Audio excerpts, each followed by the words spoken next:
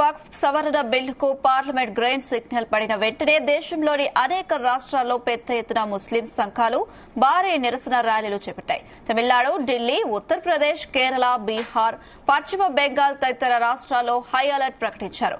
Tamil Nadu assembly ఈ బిల్లుకు వ్యతిరేకంగా తీర్మానం ఆమోదించగా ఢిల్లీలో డీఎంకే ఎంపీలు ఈ రోజును ప్రజాస్వామ్యానికి బ్లాక్ డేగా అభివర్ణించాయి. అఖిల భారత ముస్లిం పర్సనల్ లా బోర్డు దేశవ్యాప్త ఆందోళనకు పిలుపునిచ్చింది. ప్రతిపక్ష పార్టీలు ఈ బిల్లును కోర్టులో సవాలు చేసేందుకు సిద్దమవుతున్నాయి. భూపాల్లో కొంతమంది ముస్లిం మహిళలు ఈ బిల్లుకు మద్దతుగా ర్యాలీ నిర్వహించారు. కోల్కతాలో ముస్లింలు భారీ ర్యాలీ నిర్వహించారు.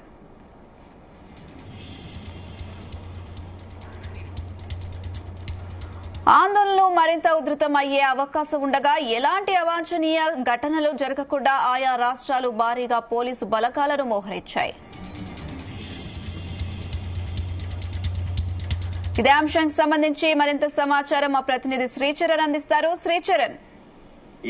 అనూష, దేశంలో నిన్న భారతదేశంలో వక్ఫ్ ఆస్తుల నిర్వహణకి సంబంధించి 90 వక్ఫ్ చట్టంలో అమలుకు వచ్చిన విషయం తెలిసిందే. ఈ చట్టం లోగోయిష్టంగా మోదీ సర్కార్ సవరణ తీసుకున్న విషయం తెలిసిందే. నిన్న దీనిలో లోక్సభ ఆమోద ముద్ర వేసింది. ఈ సంగతి ఒకసారి మార్పు కూడా చూద్దాం. 1995లో చట్టంలోని ముస్లిం సమాజంలో దాన ధర్మాల ఆస్తులను మతపరమైన సామాజిక ఉద్దేశాలను కోసము రక్షించడానికి రూపొందింది. అయితే దీనిలో కొన్ని లోపాలు, అవినీతి, ఆస్తుల దుర్వినియోగంతో పాటు పారదర్శకత లేని కారణంగా కేంద్ర ప్రభుత్వం 2025లో వక్ఫ్ బిల్లు ప్రవేశపెట్టిన విషయం తెలిసిందే.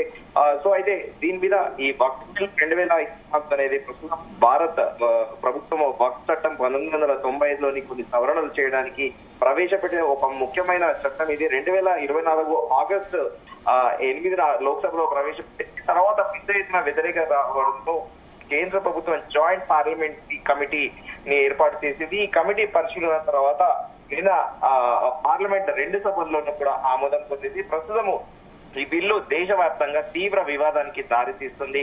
పలు రాష్ట్రాల్లో తీవ్ర ఉద్రిక్త వాతావరణాలు కూడా ఏర్పడింది. ఆ హై అలర్ట్ పరిస్థితి కూడా ఏర్పడింది. సో ఈ నేపథ్యంలో ఆయు రాష్ట్రాలు ముఖ్యంగా ఈ బిల్లుకు గ్రీన్ సిగ్నల్ పడిన వెంటనే దేశంలోని అనేక రాష్ట్రాల్లో కూడా పెద్ద ఎత్తున ముస్లింలు భారీ ర్యాలీలు చేపట్టాయి. తమిళనాడు, ఢిల్లీ, ఉత్తరప్రదేశ్, కేరళ, బీహార్, పశ్చిమ బెంగాల్ తదితర రాష్ట్రాలను హై అలర్ట్ ప్రకటించారు. తమిళనాడు అసెంబ్లీ ఈ బిల్లుకు వ్యతిరేకంగా తీర్మానం ఆమోదించగా ఢిల్లీలో డీఎంకే ఎంపీలు ఈ రోజు ప్రజాస్వామ్యానికి బ్లాక్ డేగా కూడా అభివర్ణించారు. అలాగే అఖిల భారత ముస్లిం పర్సనల్ లా బోర్డ్ దేశవ్యాప్తంగా ఆందోళనకు పిలుపునిచ్చింది. ప్రతిపక్ష పార్టీలు ఈ బిల్లును కోర్టులో చేసేందుకు సిద్ధమవుతున్నాయి. భోపాల్లో కొంతమంది ముస్లిం మహిళలు ఈ బిల్లును మద్దతుగా ర్యాలీ నిర్వహించారు. కోల్కతాలో ముస్లింలు భారీ ర్యాలీ నిర్వహించారు.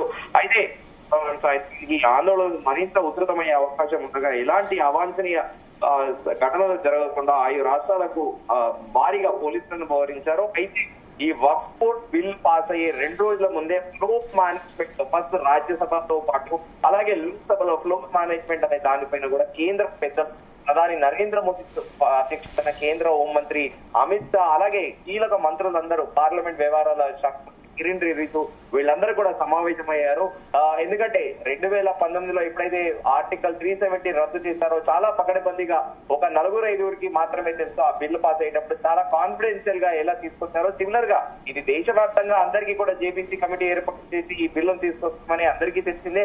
కాకపోతే ఫ్లోర్ మేనేజ్మెంట్ ఎలా అనే దానిపైన కూడా కీలక సమావేశం నిర్వహించి ఎలా విధంగా దానికి వ్యూహాలకు అనుగుణంగా ప్రతిపక్షానికి ఎన్కౌంటర్ చెందిన ఆ ఫ్లోర్ మేనేజ్మెంట్ ఎలా మేనేజ్ చేయాలనే దాని బేస్ గా గానీ ఇటు లోక్సభలు కానీ రాజ్యసభలకు ప్రభుత్వము ఈ బిల్లును కూడా ప్రవేశపెట్టిన విషయం తెలిసిందే. అయితే దీంతో ప్రస్తుతము దేశంలో పలు రాష్ట్రాల్లో హై అలర్ట్ కూడా జారీ చేసింది. వక్ఫ్ సవరణ బిల్లుకు గ్రీన్ సిగ్నల్ రావడంతో అఖిల భారత ముస్లిం బోర్డు దేశవ్యాప్తంగా కూడా ఆందోళన ఇచ్చింది. పెద్ద ఎత్తున ముస్లిం సంఘాలు భారీ నిరసనలు, ర్యాలీలు అలాగే తమిళనాడు, ఢిల్లీ, యూపీ, కేరళ, బీహార్, పశ్చిమ బెంగాల్లో కూడా హై అలర్ట్ జరగకుండా కూడా ముందస్తుగా పోలీసులని అయితే ప్రస్తుతం డిప్లాయ్ చేశారు. సో అయితే ఈ సవరణ బిల్లులో వక్ఫ్ బోర్డుల అధికారాలను కొంత మేరకు తొలగించడము, వక్ఫ్ ఆస్తులను రిజిస్ట్రేషన్ జిల్లా కలెక్టర్ ఆధ్వర్యంలో తప్పనిసరి చేయడము, కేంద్ర వక్ఫ్ కౌన్సిల్లో ముస్లిమేతర సంస్థలను చేర్చడం వంటి సంస్కరణలను కూడా చేపట్టింది. ముస్లిం సంఘాలు, ప్రతిపక్ష పార్టీలు దానిపై మైనారిటీ హక్కులుగా దాడి భావించి రాజ్యాంగ విరుద్ధమని కూడా విమర్శిస్తున్నాయి. ఈ మేరకు కాంగ్రెస్ పార్టీ తర్వాత ఇన్ఫెక్ట్ అధినేత అసదుద్దీన్ ఓవైసీ సుప్రీం కోర్టులో ఒక పిటిషన్ ఫైల్ చేశారు వక్ఫ్ బోర్డ్ కి వ్యతిరేకంగా. సో మరి ప్రస్తుతానికి అయితే దేశంలో ఎలాంటి అవాంఛనీయ సంఘటనలు అయితే జరగలేదు. ముందస్తుగా స్టేట్ ఇంటెలిజెన్స్ రిపోర్ట్స్ కూడా కేంద్ర ఇంటెలిజెన్స్ నిఘా విభాగం ఎప్పటికప్పుడు కూడా తీసుకుంటూ ఉంటుంది. ఆ రాష్ట్రం నుండి ఎక్కడైతే సమస్యాత్మకంగా ఉన్నాయో పలు రాష్ట్రాలు, ముఖ్యంగా మనం చెప్తే ఇటు బీహార్ తో పాటు అలాగే తమిళనాడు, కేరళ, పశ్చిమ బెంగాల్ ఈ రాష్ట్రాలు చాలా సున్నితమైనవి.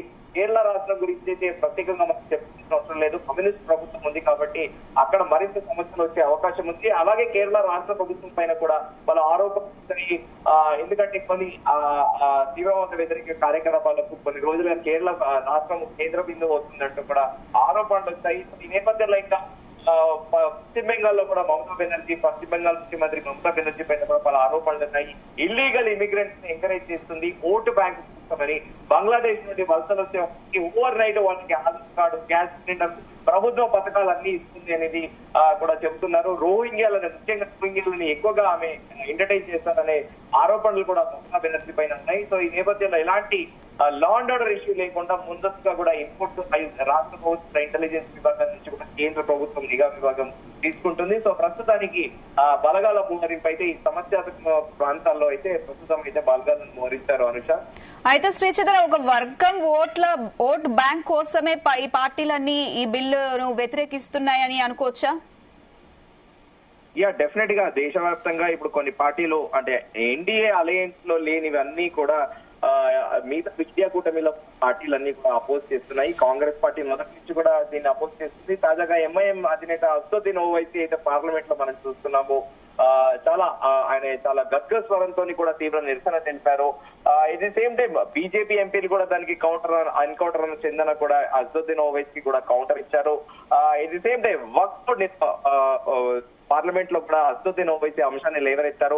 దేశవ్యాప్తంగా దాదాపు 1,10,000 ఎకరాల పైగా ఉత్తరప్రదేశ్ రాష్ట్రంలోనే ఆ వక్ఫ్ ప్రాపర్టీస్ కి సంబంధించి ఎలాంటి డాక్యుమెంట్లు లేవని ఆయన చెప్పడము, దానికి కౌంటర్ గా బీజేపీ ఎంపీ కూడా ఎక్కడెక్కడ ఆ వక్ఫ్ ప్రాపర్టీలోకి ఆ చట్టబద్ధత లేదో అవి చెప్పండి అంటే దాన్ని బట్టి ఏం తెలుస్తుంది, వక్ఫ్ బోర్డు ఆస్తులకు అనేటివి అవి ఎలాంటి రిజిస్ట్రేషన్ లేకుండా అధికారికంగా గుర్తింపు లేనివని ఈ విధంగా స్వయంగా అసదుద్దీన్ ఓవైసీ నోటి నుండి ఇది వెలువడిందంటూ కూడా కౌంటర్ అన్న చందన కూడా పార్లమెంట్ నడిచిన విషయం తెలిసిందే. అనుష, అయితే శ్రీచరణ్, ఈ బిల్ను ముస్లిం సంఘాలు వ్యతిరేకించడానికి కారణం ఏంటి?